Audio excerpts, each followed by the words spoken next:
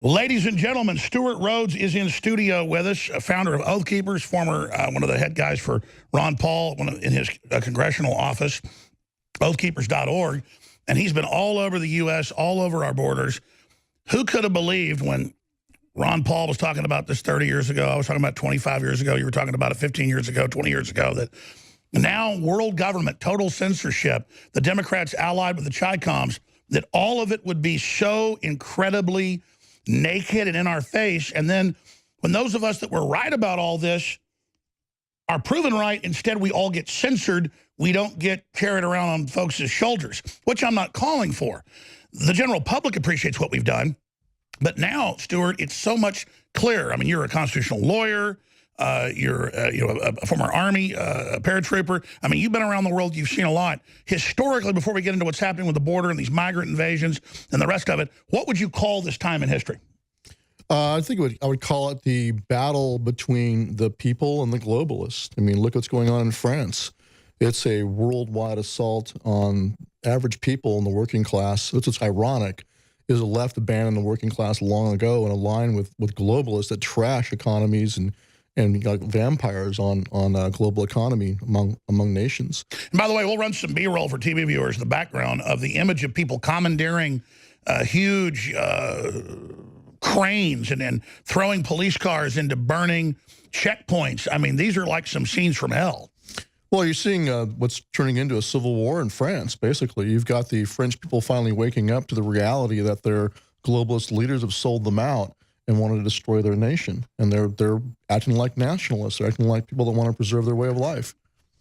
You know, the good news, too, is that Macron, the literal Rothschild sex toy when he was 13 years old, he has now backed off for 6 months on the new carbon tax. Well, he's backing off just long enough for the folks to go back to sleep again, and then they'll be back again. So this is the problem we face in our own country, too. It's this, you know, assault from both sides of the aisle. It's the establishments, the deep state in every nation. I would call this World War IV because I agree with the folks that study these things that the Cold War was World War III. And now World War IV is a new type of war. It's on every front. You're an expert on that. You've spoken to that. I mean, let's talk about who the players are in this fight, who the globalists are versus who the nations are. And it's so clear they've been exploiting the third world. Now they're using it as a weapon. Oh, completely. And we saw that in Europe for the last 2 decades, and we're seeing it here in the United States as well. It's been going on for a long time. This is what's kind of frustrating about the whole caravan issue is that's just simply the latest tactic or assault in an ongoing war on the West to flood us with third world people and then, you know, overwhelm us and kill our countries. It's happening in Europe. It's happening here in the United States. It's a war on the West. And it's so obvious when they're waving foreign flags, screaming "Down with America." Yeah, you got Hondurans waving the Honduran flag, burning the U.S. flag. Like you've had, you know, Mexican people waving the Mexican flag and burning the U.S. flag. That's not who we want here, and they know it, and they don't care. And you have the leftists chanting in the streets, "No border, no wall, no USA at all." They're telling you exactly what their agenda is, which is to destroy this country, destroy the West. I want to get specifically to the border operations and what you guys have been witnessing and some of the great ranchers you've got here in the green room. In fact, if they ever want to pop in the studio in there, I'd love to have them on, so that opportunity's there if they want it. Stewart Rhodes, founder of Oath Keepers, is here. But the few minutes we have left before break, before we get into that, again, what is it like to be politically active for, I don't know, more than 15 years and to see our movement really being extremely fringe, now being mainstream globally, nationalists being elected everywhere, but then seeing the globalist counterstrike of open censorship, openly allied with Juncker and the EU and the Chi-Coms? To me, it's a good feeling to see how far we've come, but as the real war has started now, it makes me upset because they have national polls. 1/5 of Americans say ban the American flag. They really hate the country. These battle lines are so clear, I wouldn't think that you'd have such a large percentage of people siding with the globalists and against their own self-interest. Well, they've been indoctrinated in the high schools, and look at the NEA. Just this last plank from the NEA about what they called totalitarian or white supremacist culture they want to stamp out. So they've been indoctrinating the kids in high school and in colleges now for generations. All my kids are homeschooled. So I'm not surprised at all. I mean, I went to Yale Law School. I saw the brainwashing was going on at Yale. And at the highest levels, they brainwashed these kids into communism. So they teach them to hate the United States and hate their own country. And this is what's been done by the left since the 70s or 60s, actually, is they especially want to focus on blacks and Hispanics, trying to get them to believe that this country is inherently racist and oppressive and to hate their own country. But it's among also the young whites, too. So I'm not surprised at all. You have a lot of useful idiots out there that have been indoctrinated to hate their own country. Well, this is just today. Stanford's telling fraternities, take down the American flag. It gives us a bad image. This is literally what a foreign enemy does. It says, take down your flag. You suck. In the fictitious, fictional 1980s movie Red Dawn, they're in a sports stadium modeled after real Soviet sports stadiums that did this, saying America's a pigsty, George Washington sucked, guns are. It sounds like MSNBC, the fictional brainwashing camp, is now on television. Well, it's right there in your face, which is kind of good. Like you said before, now the mask is coming off. They're revealing themselves what they really are, which is communists. It's communist versus freedom. That's what it's boiling down to. And of course, being manipulated by the globalists, who are neither one. They're neither communist nor are they free. They're just global dictators. But they use the useful idiots on the left in this country as a weapon. Gut level, I think intellectually, spiritually, we're turning the tide. We're waking up. We're starting to have some big wins. But the counteroffensive of the globalists is so over the top. I think if we don't recognize that this is the real assault and really don't take this serious, like you said, wake up, we're going to lose. Well, we'll be in a fight. It'll turn into a kinetic fight. The only way to win without that kinetic fight, we have a narrow window of opportunity right now to turn things around without having to use force. But no, I understand that. I'm simply saying, if you're hit by something that is cultural, societal, genocidal ending you, if you don't recognize that this is a full assault, then you'll be destroyed. I'm simply saying we must recognize the magnitude. Oh, yeah, absolutely. And there's too much apathy right now also. I call it the Trump apathy effect. There's too many on the right have gone to sleep because Trump was elected. Like, well, we won the war. And it's just one battle. And they're not doing enough. That's what's frustrating for me. It's just why we're now going down to the border. We feel a need, a duty to call attention to what's happening and to push for more. It's not enough what President Trump has done. He's done some good work, but the military deployment to the border is simply in the major crossing areas, and it's only a support function. It's not enough. He needs to deploy the full U.S. military on the border. That's what's necessary. Because if he doesn't do that, we'll be swamped, as the intent is, and the Democrats will gain a illegitimate permanent block of political power. Well, that's right. And the left then acts like we're advocating martial law. No.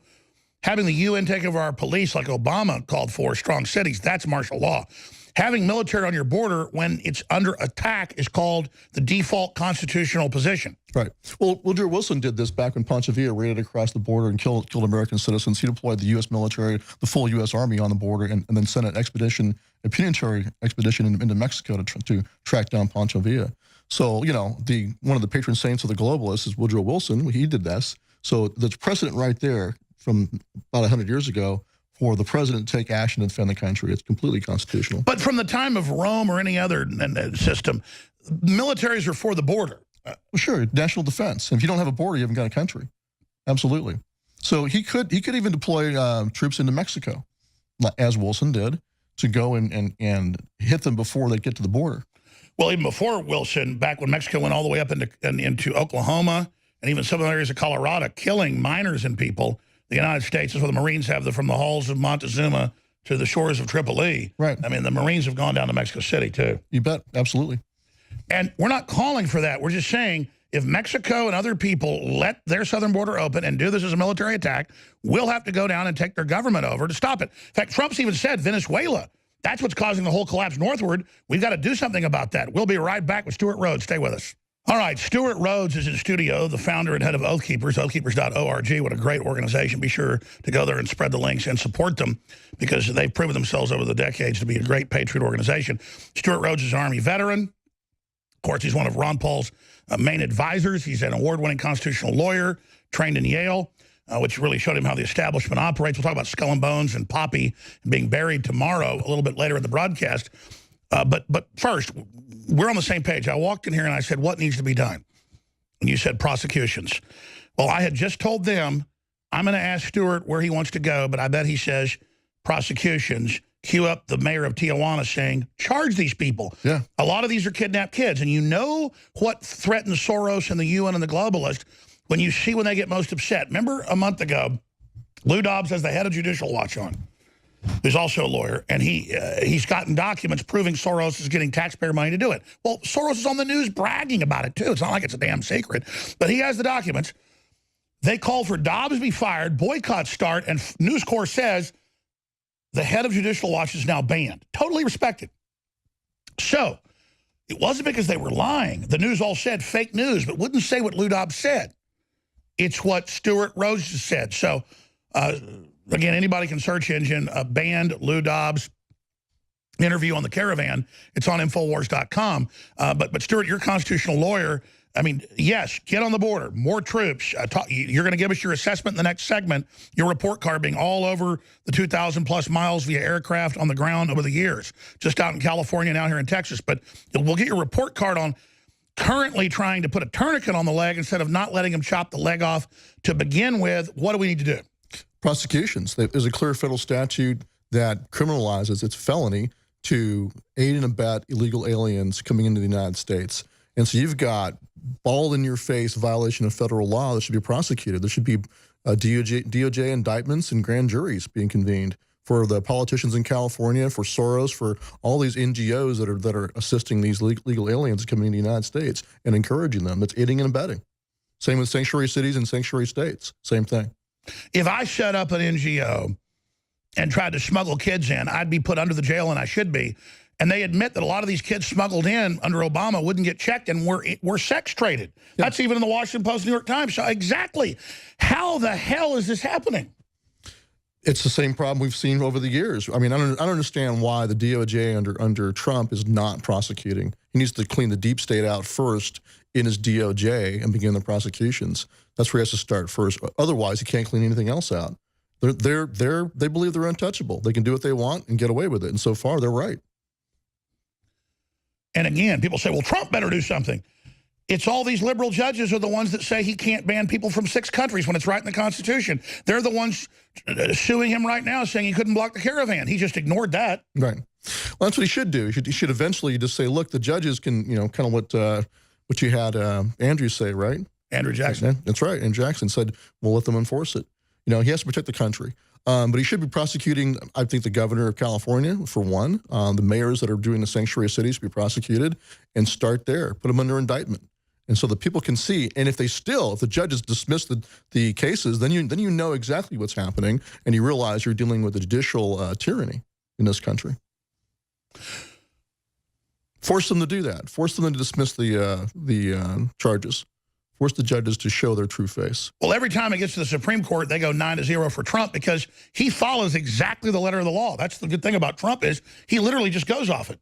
Right, and that's the one ace up his sleeve on the courts is he can take it to the Supreme Court and he can crush down the lower courts. But again, when the Ninth Circuit and these Democrat Congress people are in California saying, everyone come here, we're not going to check you, and there's smuggled kids and drugs. Again, like the head of the Hillary Foundation group got caught smuggling little kids out of Haiti. She went to jail. Like suddenly, it's crazy, man. So he has to start indictments. He has to start pushing back against them because otherwise they have no fear. And we have to support him in doing that. And then after that, we'll see how it goes. It could be uncharted territory, or at least not since the last Civil War. Well, I don't want to get into it on air because smart folks have told me it's probably not the best time to do it. But I've actually had Mueller literally try to set me up. I mean, I've had them come after me.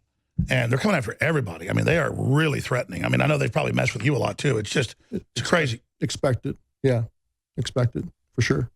I just can't believe that they found so many traitors. You mean who are willing to go along? Yeah. It's just human history.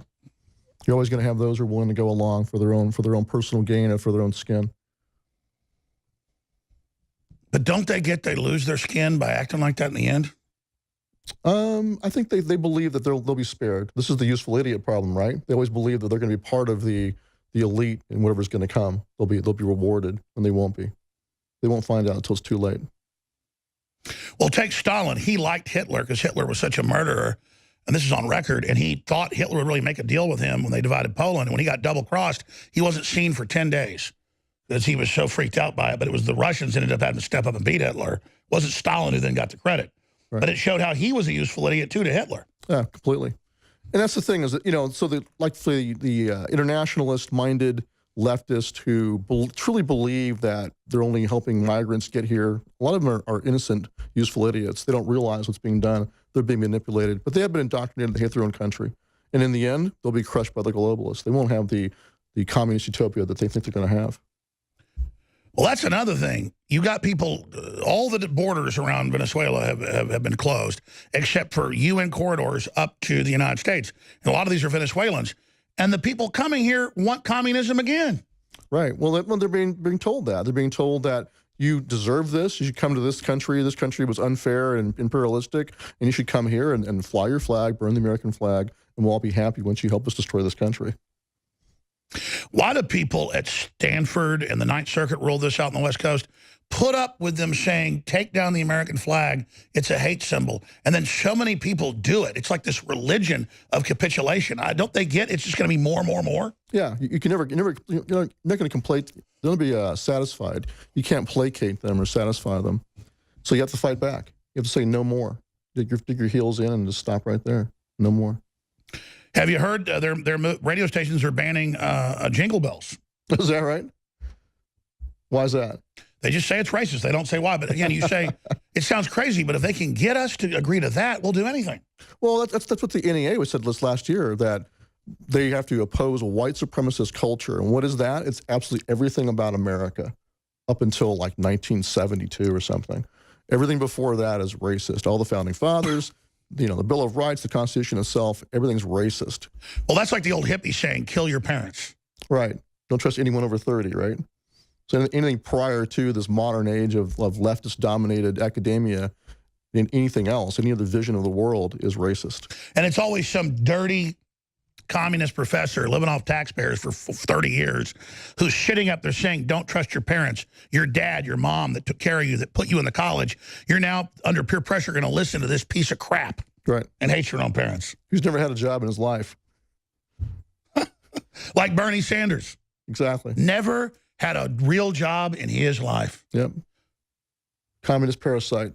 But his wife's got a job looting colleges. He has three $1 million homes. He drives $115,000 Audi A8s. We'll be back. All right, Stewart Rhodes, a constitutional lawyer, Army veteran, patriot, former advisor to Ron Paul, obviously, and worked in his congressional offices in D.C., and he has been all over the border tirelessly with Oath Keepers. Spend a few minutes. We have a lot of new affiliates, a lot of new TV stations, a lot of new listeners. Most people know what Oath Keepers is, but they may have heard what the ADL said about them or the Southern Poverty Law Center. Tell people who you really are, and then you're a smart guy. You predicted a lot of this.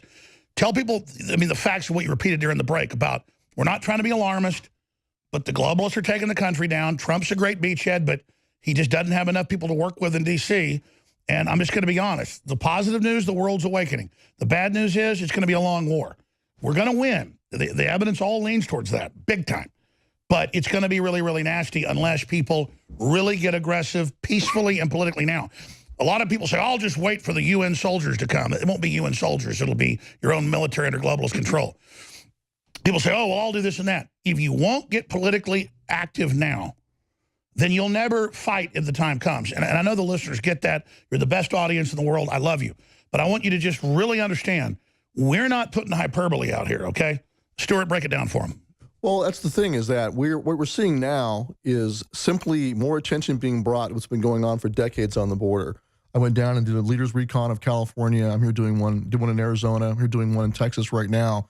And what we see is the same thing we've known for decades. The border is wide open. There's not enough border patrol. They don't have enough fence. The fence they have down there is 30 years old. I could hop over it right now. You can hop over right now. Just pull yourself over it. So they need a real fence, and they need more troops. They need boots on the ground. And what's going to take is the U.S. military. We guard the border between North Korea and South Korea effectively. We've been doing that since the 50s, but our country is wide open. So we guard borders all over the world except for our own. So we need to realize the reality is that we have to take what's happening right now, the attention being brought to the caravans, and push the president to do what has to be done, which is to deploy the U.S. military on the border. It's the only way you're going to stop it right now. The Republicans had 2 years to fund a border wall and build it. They failed to do it. They got about 2 weeks now? One last push, but I know they're not going to do it. So he's going to have to use the U.S. military. And he may have to go into Mexico, as Pershing did. And by the way, he can use regular defense funds for this. He doesn't need funds. Yeah, he doesn't have to go get funding. It's a matter of national security, just as he does it in Afghanistan or Iraq during a war. He can go ahead and build the wall using the U.S. military, using our combat engineers to get it done. And this is expressly in the Constitution. This is one of the few things the president has express purview on. Well, he's the commander-in-chief of the U.S. military. And so when you're being invaded we're in a fourth-generation warfare with the cartels, very much like the against ISIS. They're the Western Hemisphere version of ISIS.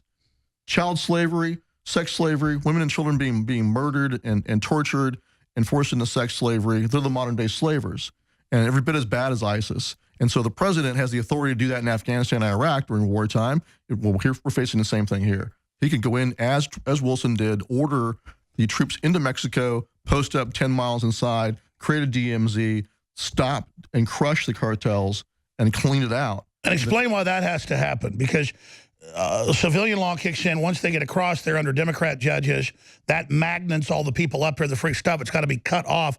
We've got to secure the border, like we close our doors at night or secure the airport or anything else. It's totally in the Constitution. And so if Mexico doesn't act, the U.S. military it'll be dereliction of duty if, as you said, we don't move forces in 10 miles. Right, because you got a failed state. Mexico is now a failed narco state that's run by the cartels. It's like Afghanistan. You had a failed state there run by the Taliban. And we've got more failed states, Guatemala and other countries, Venezuela to the south. Right. And so, if you're facing a situation like that, you're in a fourth-generation warfare with the cartels invading your country and with the collusion of domestic enemies of the Constitution who are communists, who are coming right out and saying their goal is the destruction of no borders, no walls, no USA at all. Exactly. So what should you do about that? If you're President Trump, you should say, as the military commander-in-chief under the Constitution, I'm going to defend this country, and just do it. And we will support him. He could also call us up as the militia. All of us veterans, I was a paratrooper in the Army. A lot of us are prior service. We'd be happy to go down there, under his command as the militia and assist the military. And if our own military trained Iraqis didn't know which way to aim a gun, they'd have like 8 guys training 14,000. I know some of them that did it. We already have all these already pre-trained people, many of them combat decades in the military, could quickly be sworn into emergency, even state militias under federal command. Well, what would the constitutional order of that be? Saying a state like Texas with somebody like would be the model for the rest of the states to say launch it next month with Governor Abbott and the Texas Guard, which we know is already the pick of the litter of other folks. I mean, yeah, Governor Abbott could call up all the Texas veterans as the spearhead who are already trained under their military occupational specialty and deploy them on the border. He can make them part of the state guard. But also President Trump can then turn around and federalize them and call them all. So I said that correctly. It would move the states who would immediately be called by the president within 1 month to mobilize, prepare the force, and then the president would take command. Well, actually, he could, if California, for example, refuses to even form a militia, he could call us up. And this is something I've checked with Dr. Edwin Vieira, who's an expert on militias. The president could call us up as the unorganized militia under federal statute right now. There's the organized militia as the National Guard, and then under federal statute, the unorganized militia is the rest of us. And us veterans goes up to 65 years of age because of our prior training. He can call us up as the militia of the United States in the federal service right now and deploy us on the border, even if the governor of California doesn't want you to go. If you're a California patriot, you can go. It can be done.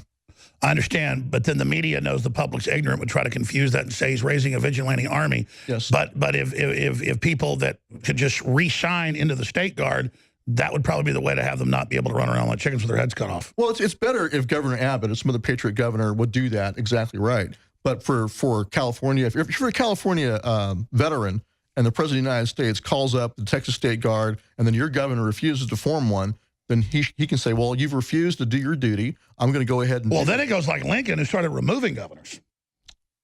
Well, I mean, he should be prosecuted. Is what he should be doing. No. Prosecuted for collusion.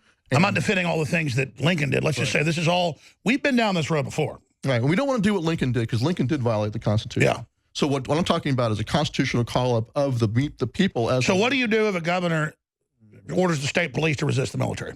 Because Californians basically said they do that. Well, the state police will hopefully follow their oath. But if not, then the president can call up the National Guard and call us up as the militia, and we'll go suppress the insurrection. That's what that would be.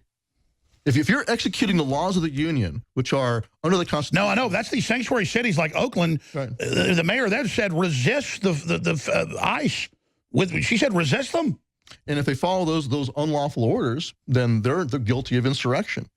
And that's what the militia is for, is to suppress an insurrection. But we all know, on average, even in leftist areas, most of the police aren't leftists because they're in the real world. They wouldn't follow those orders. Yeah, they probably would not. They wouldn't follow it. Well, here's one caveat, is that you look at the red flag laws like in Maryland, where they shot a gun owner. You had state police and you had police officers there who would follow those orders because they're worried about their job. But I think if the president were to pull the military, the militia into California and say, we're going to execute the laws of the Union, we're going to suppress an insurrection, I think the police then would do the right thing. By the way, we're not just here saying this to be fanciful because it's exciting.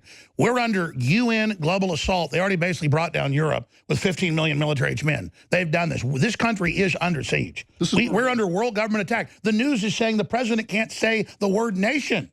They're saying take the American flag down at universities everywhere. We're under attack, folks. This is it. Yeah. I just can't believe they got so many damn collaborators, man.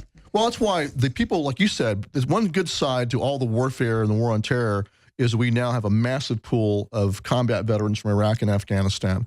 So if the president calls us up, the veterans first, because we are trained, and says, I need your help to secure the nation against both foreign invaders and domestic enemies, against this insurrection, we will answer the call. Which we go back to Larry Grathwold and the Weathermen and the plan the commies had in the 80s to pull this, and we got manipulated, I did, by the left saying, oh, Ronald Reagan was playing martial law. No, he wasn't.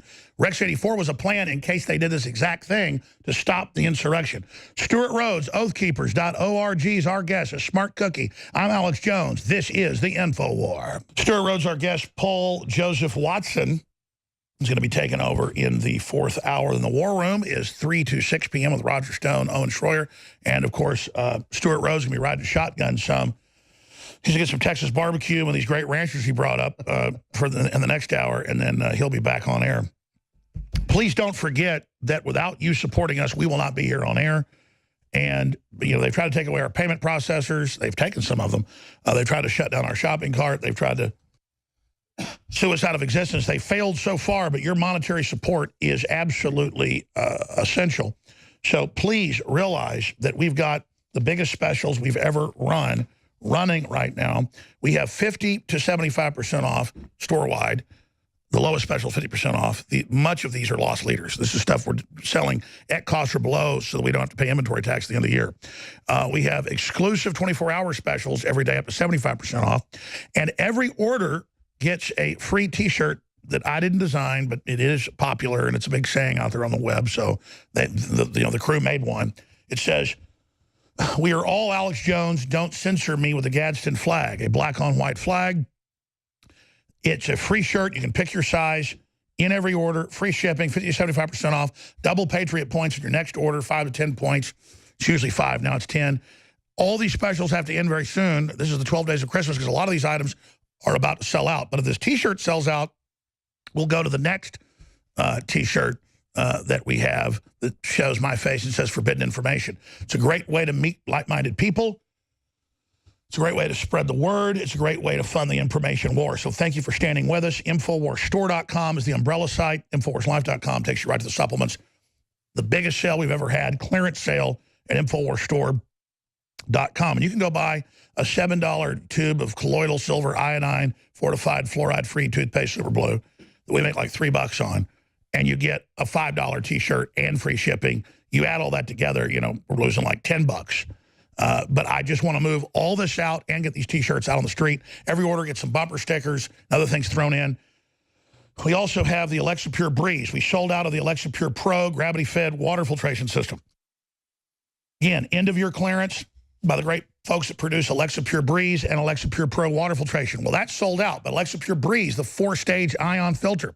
Leading competitors are normally $500, $600. It's a good deal at $300. Its normal sales $249. It's $127. They're selling it to us at cost. We make like $20. And look at all those hundreds of 5-star reviews. InfoWarsStore.com, InfoWarsLife.com. Don't fight the traffic. Don't fight the crowds. Support the InfoWar. Get great products, our biggest special ever, and give those to your friends and family. So, Stewart, this segment, next segment, I've been asking a lot of questions. You made a lot of great points. What are other points you'd like to impart to the audience? I mean, I want to make this point. I know our audience is more awake than we are in many respects. We're kind of preaching to the choir, but we're reaching new people every day. And the establishment demonizes you, myself, many others. It's a badge of honor. so that people are psychologically inoculated when they hear us the first time, they don't take it serious. Just like Jim Acosta a month ago told Trump, there is no caravan. And I didn't grab the mic from the woman, and Alex Jones is a liar. I mean, they really are trying to gaslight us. Yeah, definitely. And it's why we can't let them suppress us. Too many on the right have become afraid to even speak out. It's as though Hillary had won. They're afraid of being censored. They're afraid of being put on a list, and they're acting as though, you know, they're living under a dictatorship.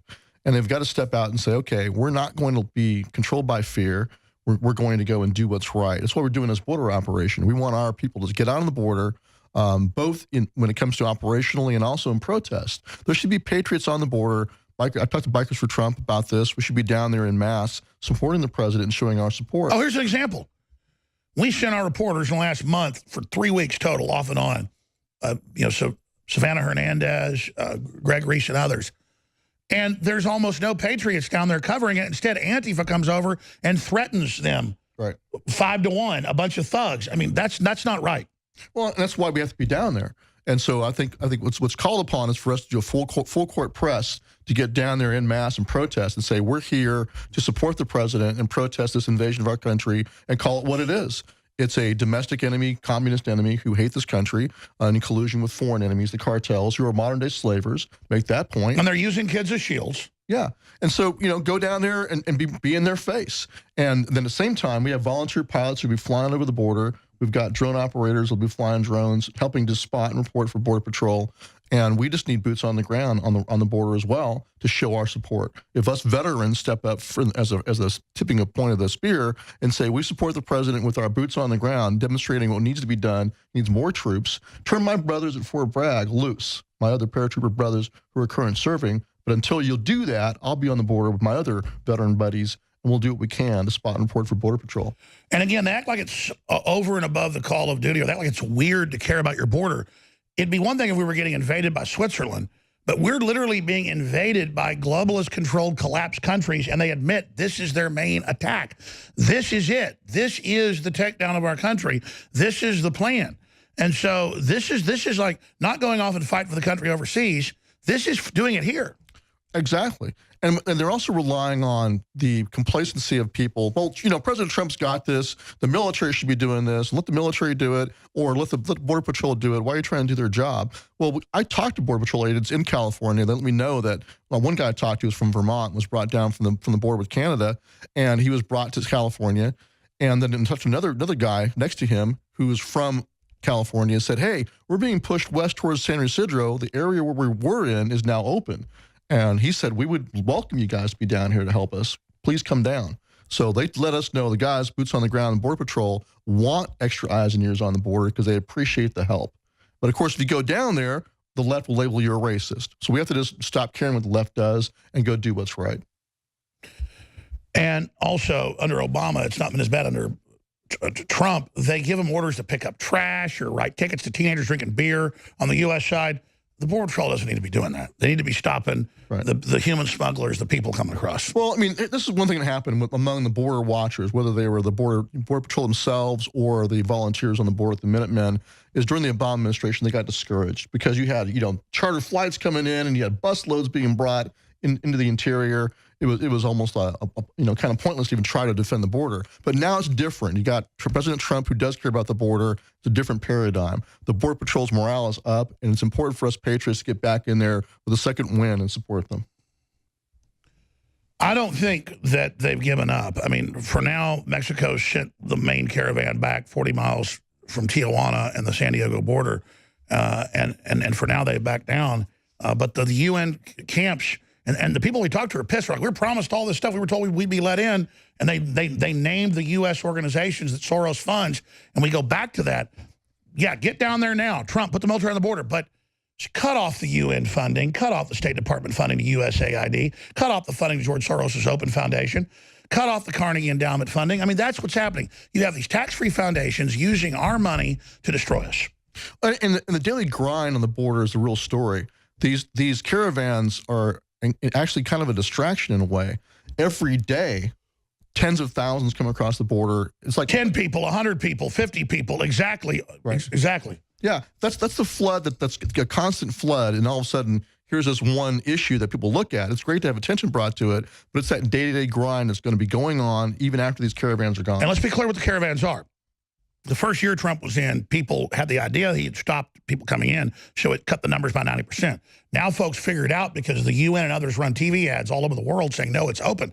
They're showing these caravans, hoping they get through, like they did in Europe 6 years ago, to start the flood. That's why it's critical to cut them off. But you're right. You already have the 30+ million that got illegally with just the porous border. It's important to expose that, but also break the main assault. Yeah, well, it's going to take the U.S. military. And then we got to address the issue with the 30 million illegals already in the country. That's going to be a difficult issue to deal with. How do you deal with that? So, but we have to stop the flood coming in, and it's going to take the military to do it.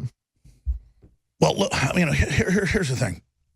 The average illegal that got here before, many of them do just want to work or whatever, but still they're double the number, end up committing crimes. So a lot of them are criminals that are coming in. What do you do, though, when they've brought in 30 million people who are here just illegally? What do you do about that? I think deportation is what you have to do, like Eisenhower did back in the day.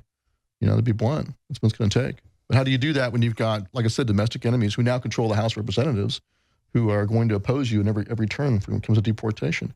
But I think President Trump, what he could do is go deport, order ICE to go out there and find and deport all he possibly can while he's still here. We're going to go to break, do one more segment, then Paul Joseph Watson's taking over, and it's just the truth, ladies and gentlemen.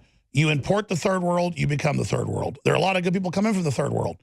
The issue is they're being politicized, they're being weaponized by the Democrats, by the globalists, and that's why it has to stop, because it's an attempt to break our sovereignty to the point of mainstream media even saying that we are a nation is evil and bad. Yeah. That is what a foreign conqueror says, and we're not going to put up with it. We'll be right back with hour number 4. Please spread the live links and tell folks about local stations. Well, the Dow plunged almost 800 points and bounced back a couple hundred, 600 points on fears of slowing economy. Stewart, Rhodes, you're going to do a call out here for volunteer pilots to help expose what's happening and put eyes and ears on the border. And also you wanted to make a comment on George Herbert Walker Bush. I mean, the best Republican Democrats ever had. Exactly. We need volunteer pilots. In fact, we need volunteer boots on the ground and pilots all across the border and all the border states.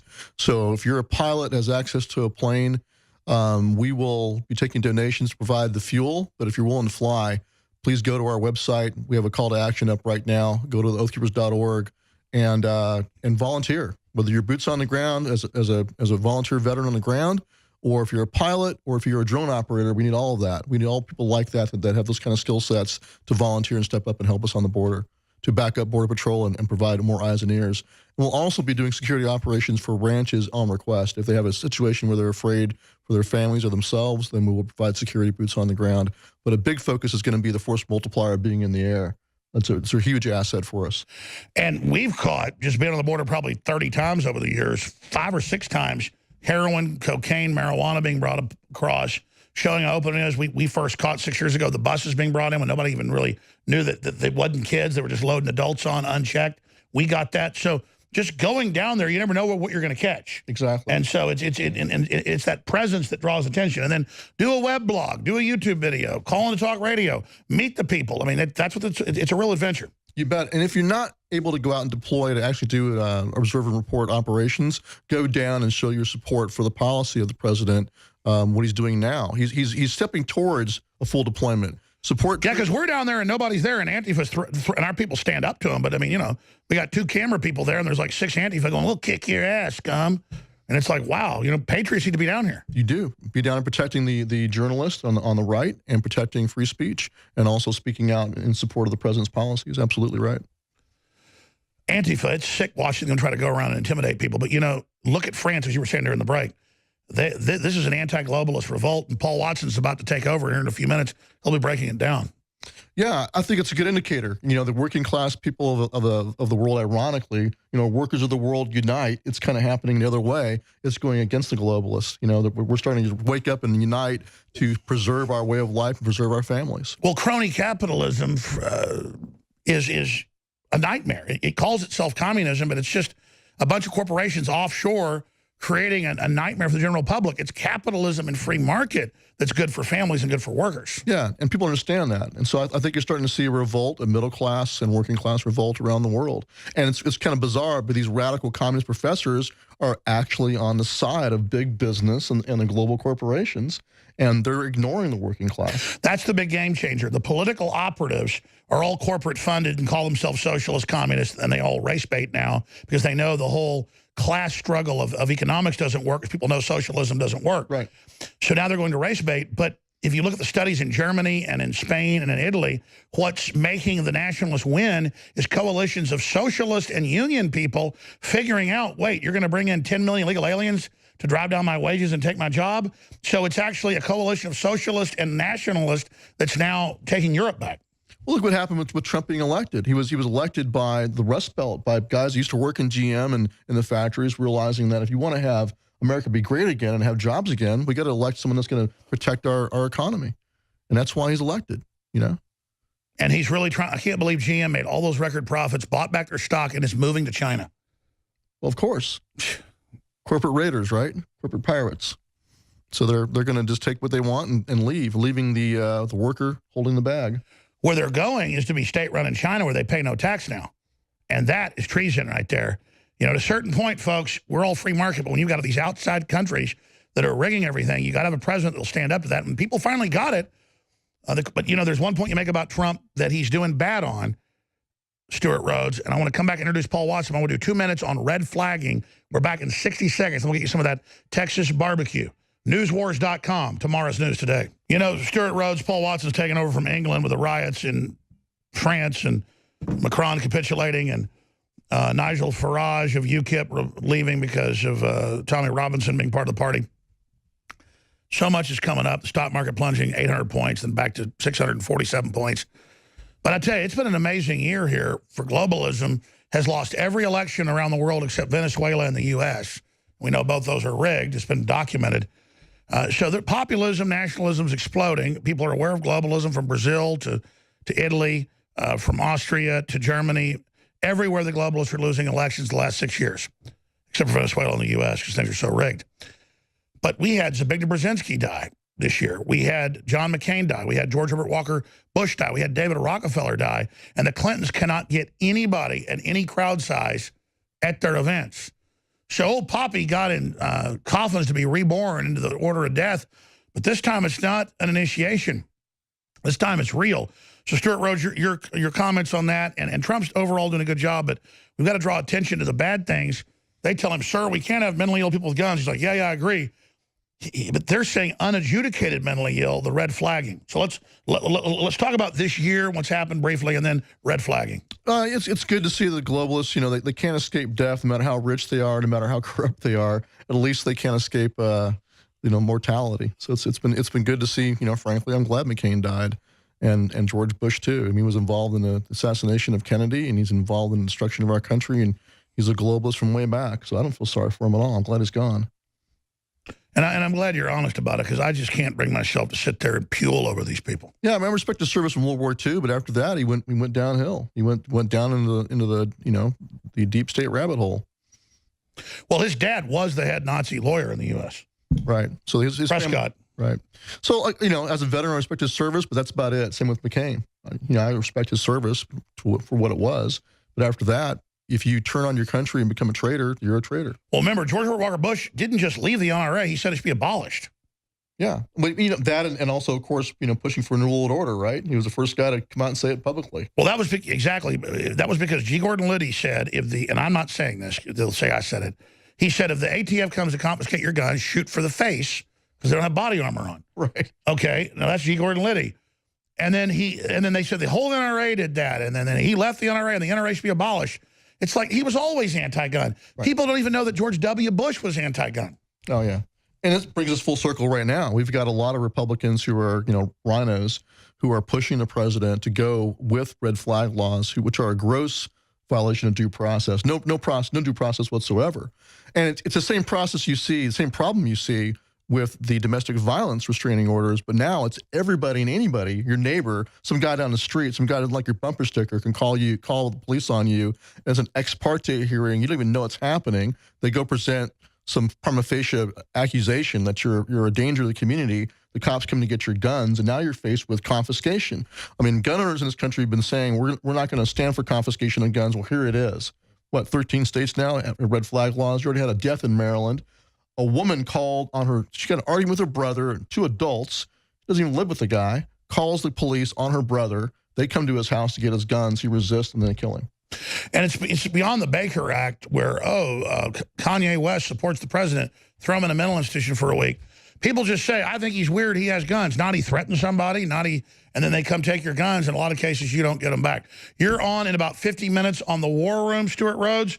I'll be right back there in a minute. God bless you. Great job. Oathkeepers.org. Good to have Stewart Rhodes back in studio with us, great patriot. Paul Joseph Watson takes over, ladies and gentlemen. Paul, so much on your plate today. So good to see you there via the Skype from London, England. Such a crazy thing to witness. The globalists trying to plunge the stock market, trying to raise interest rates to hurt the Trump recovery. Looks like they may have been successful. We've got Trump walking off the stage, not doing a group photo, saying, get me out of here. We've got Nigel Farage pulling out of UKIP over Tommy Robinson. We've got 5 days of rioting and burning and Macron backing down with a 20% approval rating. I've got stacks of articles here. Just insanity is unfolding. What in God's green earth is going on? Paul Joseph Watson. Thanks, Alex. Yeah, the big news obviously out of France after the riots over the past few days, which again, most people don't understand, even though they started off as a revolt against the gas tax hikes, it's more of a wider revolt against globalism, full stop. They had a president elected on the promise of saving globalism. They heralded his arrival as the great savior of globalism. Just over a year later after that election, he's got now a 25% approval rating. It's probably even lower at this point. He's got riots on the streets of Paris, riots on the streets of Lyon, and they've had to back down after promising, after vowing that they would, hold their sacred promise to the EU Commission, which is basically who controls France, and the UN. Obviously, Macron's in this big climate change summit right now as this all goes down. They promised them that they wouldn't back down on these gas tariffs, and they've had to do it at least for 6 months. But now we have this out of Breitbart, which most people haven't picked up on today. Not enough. Yellow vests to reject temporary suspension of fuel tax rises in France. So Macron, the government of France, came out and said, we're going to temporarily suspend them for 6 months. The Yellow Vest movement, or at least some representatives from within it, have said that that is not enough. The government of Macron announced Tuesday a moratorium on the increase of the fuel tax, and it's going to last several months. But Benjamin Corchet, who's become a major figure in the Yellow Vest movement, told France Info today, quote, we will not be put to sleep by a moratorium. The issues are much wider than that. He said the French do not want crumbs. They want the breadstick in full. That's a very French response. And they want referendums on major societal issues. In fact, I did an article yesterday about this on Infowars.com, where they lay out their demands and they talk about mass migration. They talk about wanting criminal asylum seekers who have either failed their applications or who have committed crimes while in the country, waiting for their applications to be approved, to be deported. So the gas tax hike was not the sole element of these protests. There's another article out of Wall Street Journal, which was linked up on Drudge, which said after decades of global conferences, forests of reports, dire television documentaries, celebrity appeals, school curriculum overhauls, and media bludgeoning, voters don't believe that climate change justifies policies that would raise their cost of living and hurt the economy. In fact, Westerners across both America, Canada, the entirety of Europe, climate change, global warming routinely comes at the bottom of the list of priorities for voters in all these different Western countries, yet they continue to push it and push it and push it. And in France, they've pushed it too far. But the leaders of that protest movement have come out and said that that's not enough. They had another rally planned for this weekend. It remains to be seen if that's going to go ahead. Literally talking about storming the Bastille during this next round of protests this next weekend. So we'll wait to see if that simmers down. I don't think it will simmer down, given that they have a much wider raft of demands that haven't been met. Well, Paul, I would tell them as nationalists and patriots who want sovereignty and to get the Islamic invaders who come in and out, they need to push now all the way. The only reason Macron and the Rothschilds backed off is because they see the momentum they have. Once they back down, they're going to have the secret police target their leaders. They're going to crack down with censorship. I think they should continue moving against the outside Vichy French level collaboration. You know, the Vichy collaborated with Hitler. Macron's with the EU and the globalists. They need to remove this foreign government entirely, Paul, and we salute them and support them. I think they need to strike while the iron's hot. That's basically what Marine Le Pen has called for. The question is, do they see what's happening over in the UK, where today we had another vote in Parliament, which means if Theresa May's crappy EU deal gets rejected, which it will, because it's not Brexit in any form, it's just kicking the can down the road and staying within the EU, will we get yellow vest style demonstrations in the UK? I put a poll on Twitter, 55% say yes. I don't think we'll get anything like that, to be honest, Alex. But given the example set by France, it remains to be seen. But what I'm saying is that the yellow vest leaders need to look at what happened in the UK, need to see how far, how deeply we've been betrayed, promised and stabbed in the back at every opportune moment, and continue to demand all their demands, because this promise of a 6-month moratorium will probably disappear in a hurry. More of Paul Joseph Watson from newswars.com. Find him on Twitter at Prison Planet. Straight ahead. I'm Alex Jones. War Room coming up at 3 o'clock Central. We're live on the 4th hour of the Alex Jones Show. Just finishing off with that whole France Macron yellow vest revolt uprising that we've seen over the past couple of weeks, coming to a head, of course, this past Saturday, where they had the biggest riots in 50 years since the infamous student riots of 1968 in Paris. Now, I said his approval rating, Macron, the big globalist savior, was at 25%. It's actually at 23% now. I mean, how much lower can it go? Headline: anti-nationalist Macron disapproved by 76% of French amid massive protests. His disapproval rating is now a colossal 76%. And in this article, they remind people that he likened nationalism to treason at their annual Remembrance Day event, or Centennial Remembrance Day event. You'll also remember that Macron literally gave speeches talking about turning Europe into Eurabia and importing tens of millions of Africans and tens of millions of more Middle Easterners. Of course, when you do that, if you import Africa, you become Africa. He also backed the EU army, of course. He wants the EU to be a big federal superstate. He suggested there should be more EU control over nations. And now his pushing tax cuts for the rich whilst imposing massive tax hikes to the working class, resulting in nearly a month of enormous protests, has seemingly only helped his disapproval rating. Because remember, according to all the reports, and even the mainstream media reports admit this, the majority of protesters are both men and women aged 30 to 50 living in the rural areas of France, the ones more dependent on driving cars to get to work, to go about their normal business. I mean, Macron's literally telling these people who are already suffering, I think they've got a 21% youth unemployment rate. Their unemployment rate in general is hovering at about 10% nationally.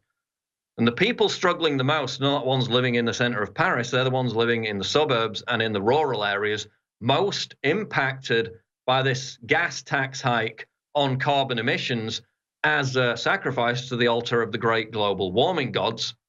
So they're the ones getting hit the hardest. So it's kind of lower middle class, working class people out in the suburbs, out in the countryside. And those are the ones at the protest.